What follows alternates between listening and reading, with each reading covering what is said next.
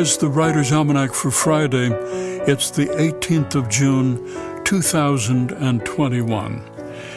It's the birthday of Amy Bloom, New York City, 1953, author of Love Invents Us, and a collection of short stories, A Blind Man Can See How Much I Love You. A practicing psychotherapist who also writes fiction in her spare time. Many of the characters she writes about suffer from mental problems. Amy Bloom says that psychotherapy and writing are both about using small details to find out what's going on as opposed to what people say is going on. It's the birthday of Paul McCartney, born 1942 in Liverpool, started playing the piano. When he was 14, he learned to play a guitar left-handed, and the same year met a local art student named John Lennon. It's the birthday of novelist Gail Godwin, 1937, Birmingham, Alabama. Her first big success was the novel A Mother and Two Daughters in 1982. It was on this day, 1923, Checker Taxi put its first cab on the street, the boxy yellow taxi with the checkerboard.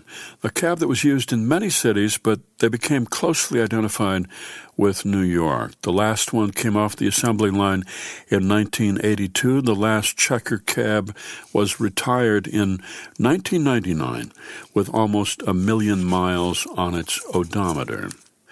It was on this day, 1812, Congress declared war on Great Britain, the War of 1812, as it came to be known, triggered in part by the Napoleonic Wars between Britain and France.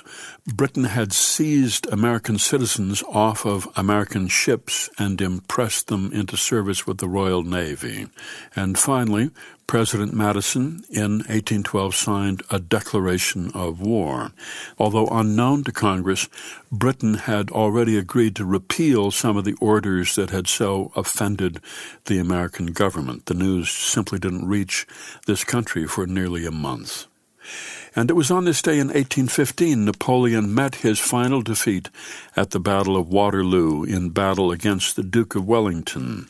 It had rained heavily the night before, so Napoleon delayed the start of the battle until midday so the ground could dry out. But that delay gave Wellington's allies, the Prussian army, time to arrive, and that cost the French the battle. Here's a poem for today by Wesley McNair, Making Things Clean.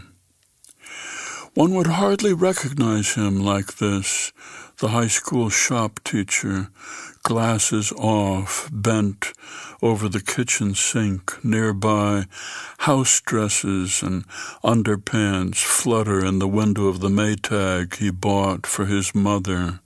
Its groaning is the only sound while she washes his hair, lifting the trembling water in her hands, as she has always done, working foam up from his gray locks like the lightest batter she ever made. Soon enough, glasses back on, he will stand before students who mock his dullness. Soon, putting up clothes, she'll feel the ache of a body surrendering to age. A little longer, let him close his eyes against soap by her apron.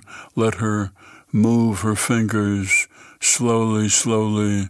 In this way, the two of them have found to be together, this transfiguring moment in the world's old work of making things clean. A poem by Wesley McNair, Making Things Clean, from his book, The Town of No. That's the Writer's Almanac for Friday, June the 18th. Be well, do good work, and keep in touch.